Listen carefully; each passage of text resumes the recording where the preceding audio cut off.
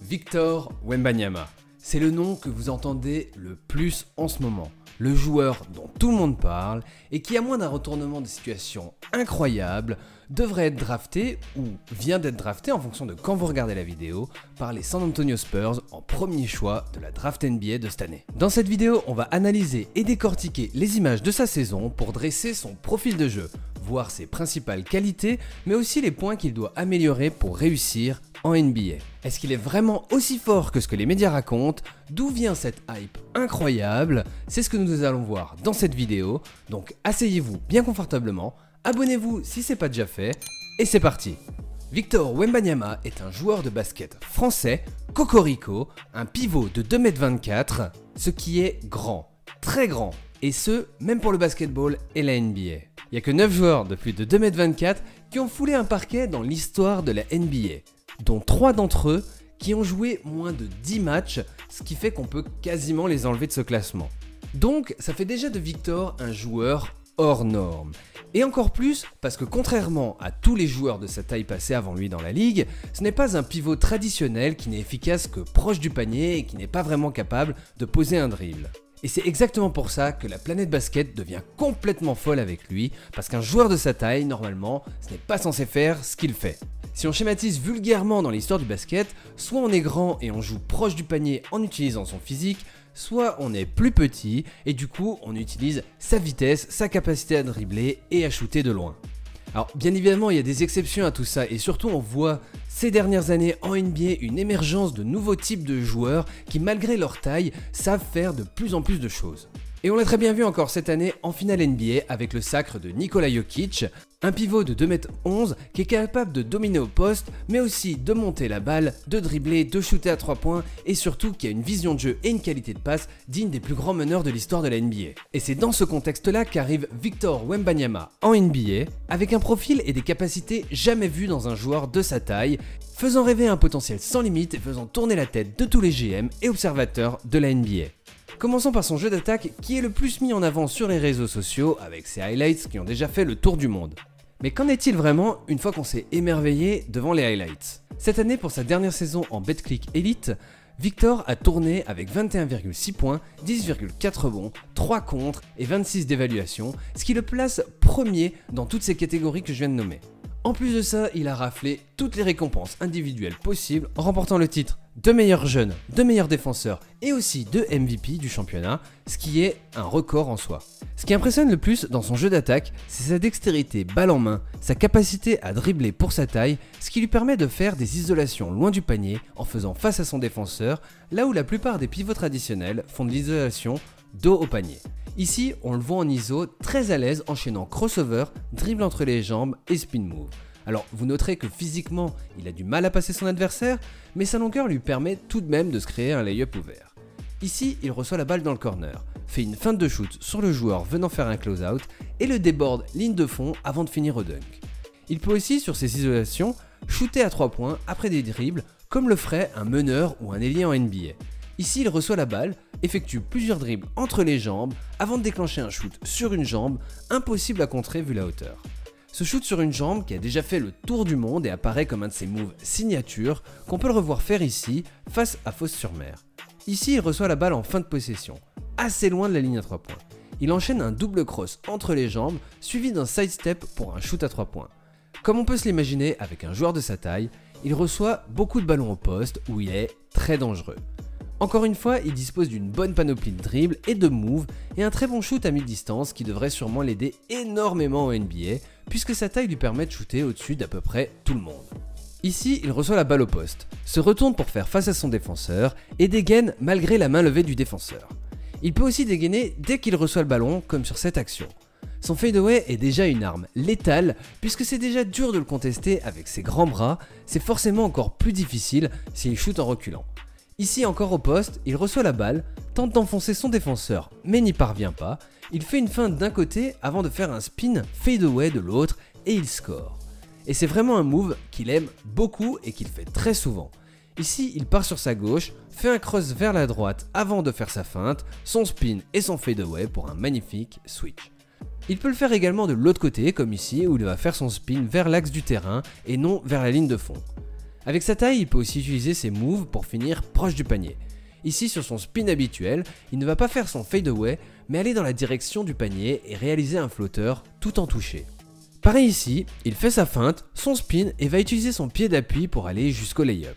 Je pense que ce move là, avec toutes les variations qu'il possède déjà, va être très efficace en NBA. Ses grandes jambes, son envergure et sa mobilité lui permettent de se retourner très vite et d'enrouler la plupart de ses défenseurs, comme ici, où toujours après sa feinte d'un côté, il se retourne et enroule le défenseur jusqu'au dunk. Wemby va également poser beaucoup de problèmes en NBA sur les pick and roll, où sa capacité à rouler vers le panier et popper à 3 points, ou driver après une pocket pass, lui offre déjà une belle panoplie pour scorer. Ici, sur le pick and roll, les deux joueurs adverses restent sur le ball handler. Il attaque fort le panier, ce qui force l'aide à se concentrer sur lui. Il sert Wemby qui écrase un gros dunk entre deux joueurs. Ici, il vient poser un pick. Les défenseurs tentent de switcher, sauf que Wemby enroule bien son défenseur pour le mettre dans son dos et il suffit d'une bonne passe lobée pour qu'il se retrouve seul sous le panier. Ici, après un pick and roll, Wemby reçoit la balle dans l'axe et a un temps d'avance sur son défenseur. En seulement un dribble, il se retrouve au dunk. Avec son shoot, il est également un bon partenaire de pick and pop. Ici, il vient pour poser un bloc. Le défenseur décide de tellement passer en dessous qu'il n'y a même pas contact. Victor pop rapidement à 3 points et score. Une des actions les plus utilisées en NBA de ces dernières années, c'est le Spain Pick and Roll, qui consiste à venir poser un écran dans le dos du joueur faisant un écran au meneur de jeu. Ce qui permet de soit libérer le drive pour le meneur, soit libérer le big man sur le roll, soit d'avoir le screener seul à 3 points. Les Mets ont beaucoup joué cette action pour Victor cette année et c'était très efficace pour trouver Victor sur le roll. Ici on voit donc que Victor vient poser un écran pendant qu'un coéquipier vient faire un écran dans le dos de son propre défenseur. La défense communique mal, Victor fonce vers le panier et reçoit un alley-oop. Pareil ici, écran de Victor sur le meneur, écran dans le dos pour Victor qui fonce vers le panier pour un autre alley-oop. Parce que oui, avec un joueur aussi grand que Victor, il y a aussi la facilité de jeter la balle en l'air ou le servir quand il est très proche du panier et je pense qu'il va être bien nourri de cette manière en NBA. Ici, Banjassi drive après avoir fait sauter son défenseur sur le close-out. Le défenseur de Victor doit se mettre en position d'aide, s'il sert Victor pour mettre un dunk facilement. Pareil ici où c'est Tremont Winters qui drive et sert Victor quand l'aide s'interpose. Victor va aussi être attendu au rebond offensif. Forcément, en tant qu'un grand joueur, il a un avantage naturel qu'il va devoir utiliser un maximum en NBA.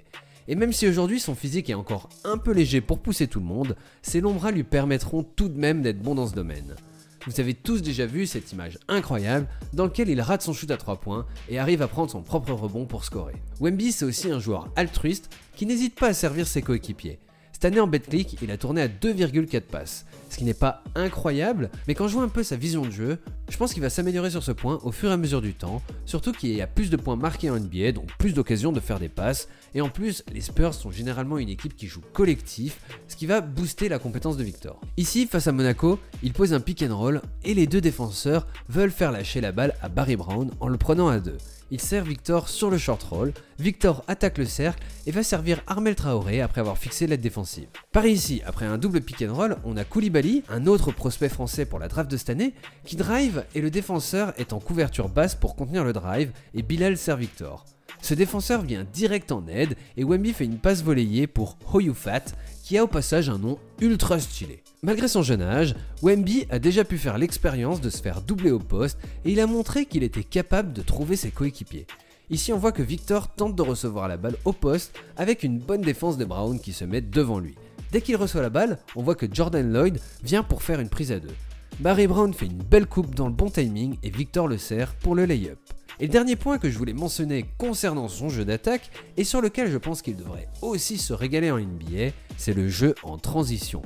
Parce qu'en étant un joueur de sa taille, avec son dribble et sa vitesse, il va pouvoir énormément lancer la contre-attaque directement après avoir pris le rebond et ça va sûrement poser pas mal de problèmes à pas mal de pivots NBA qui ne sont pas habitués à devoir revenir si vite. Ici, Wemby prend le rebond, réussit à éviter l'interception en faisant un spin, calme le jeu pour chercher la meilleure solution et fait une passe à l'opposé pour un shoot à 3 points. Ou encore ici, il prend le rebond, lance la contre-attaque, fait un 1-2 avec Tayshaun Thomas avant de servir Koulibaly tout en évitant le passage en force. Concernant la défense, Victor a vraiment la possibilité d'avoir un gros impact en NBA dès son arrivée. C'est bête à dire, mais à un moment donné, le basket, ça reste un sport où la taille est très importante et avoir un grand joueur comme lui avec ses longs bras va forcément perturber les attaques NBA. En plus de ça, Victor a vraiment de très bons instincts défensifs, notamment de contreur, et il n'a pas peur de se mettre sur la trajectoire des joueurs. Bien évidemment, avec les gros joueurs qu'il y a en NBA, il va sûrement se prendre plusieurs posters sur la tronche, mais ça c'est le cas de tous les gars qui ne se cachent pas et qui font tout pour défendre leur panier. Cette année en Betclic, il a tourné à 3 comptes par match. Ici, on le voit face à Motiejunas qui drive vers le panier.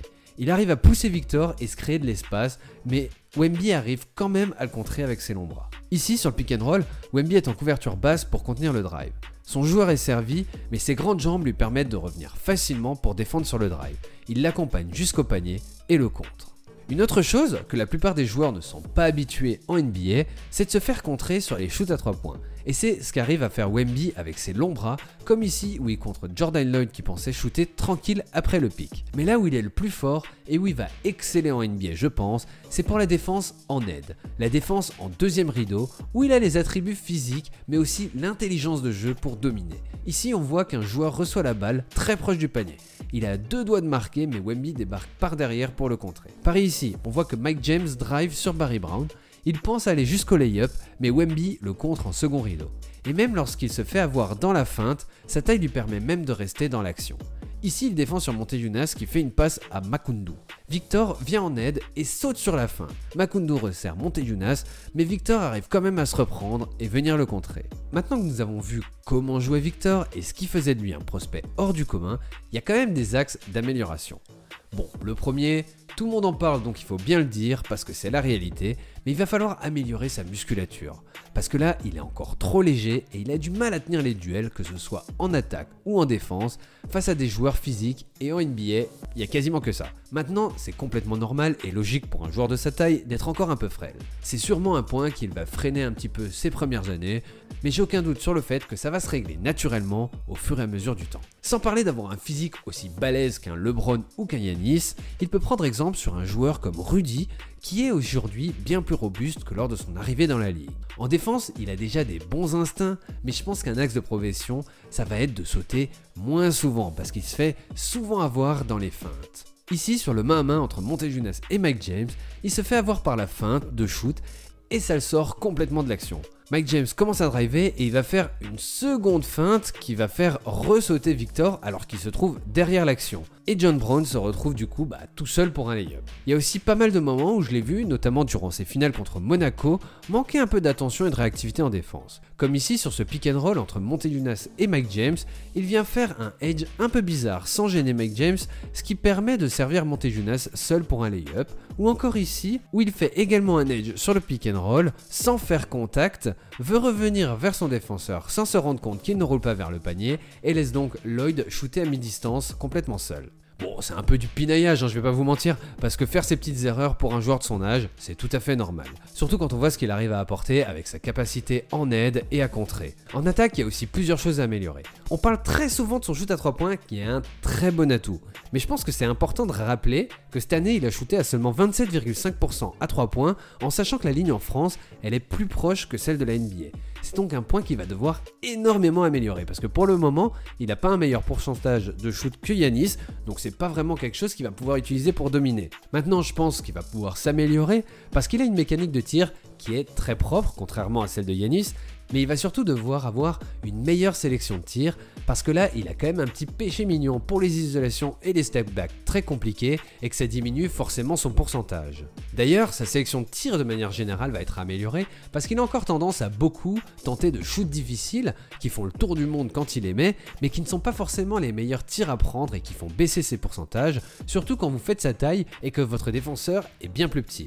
J'aimerais le voir travailler plus proche du cercle, plus souvent, mais ça viendra sûrement aussi un peu naturellement lorsqu'il aura pris un peu plus de muscles et qu'il sera capable de dominer un peu plus ses adversaires. Malgré ces quelques points améliorés, je pense que Wemby est prêt pour la NBA et qu'il a un potentiel incroyable, comme tout le monde le sait déjà. Je voulais juste préciser une dernière chose, parce que comme il y a énormément de hype autour de lui, j'ai un peu l'impression, en lisant les articles et en regardant les réseaux sociaux, que tout le monde s'attend à ce qu'il fasse une saison rookie all-time complètement incroyable de domination, un peu à la LeBron James ou Luka Doncic sur ces dernières années. Je pense personnellement qu'il va falloir être un petit peu plus patient parce que c'est un joueur complètement hors norme et qui va devoir s'adapter à la NBA, que ce soit au niveau physique où on a dit qu'il avait un petit peu de retard, mais aussi au niveau du nombre de matchs joués puisque cette année il n'a joué qu'en Betclic Elite et pas en Euroleague, donc la différence de match avec la NBA va quand même être assez importante. Donc soyons patients avec lui. Je pense qu'une grande carrière l'attend et ce serait dommage de crier au bust si le démarrage n'est pas aussi incroyable que ce qu'on s'attend. Je pense quand même qu'il devrait pouvoir tourner entre 18 et 20 points par match avec entre 8 et 10 rebonds et pourquoi pas 2-3 contres, ce qui est déjà une saison incroyable pour un rookie. En tout cas, une chose est sûre, c'est que j'ai très hâte de voir ses débuts en NBA et de pouvoir suivre sa carrière. Dites-moi en commentaire ce que vous pensez que Victor va réussir à faire pour sa saison rookie et aussi dites-moi si vous avez eu la chance de le voir jouer en France cette année ou avant ça. Moi malheureusement je voulais le voir jouer mais les places sont parties tellement vite que j'ai pas réussi à en avoir lorsqu'il est passé près de chez moi, c'est-à-dire à Strasbourg. Pas grave, je serai obligé d'aller le voir un jour en NBA, pourquoi pas. Si la vidéo vous a plu, n'hésitez pas à la liker, à la commenter, à la partager et surtout à vous abonner à la chaîne. C'est la meilleure manière de me soutenir et surtout de ne pas rater les prochaines vidéos. Sur ce, les chauffeurs de banc, je vous dis à la prochaine. Ciao.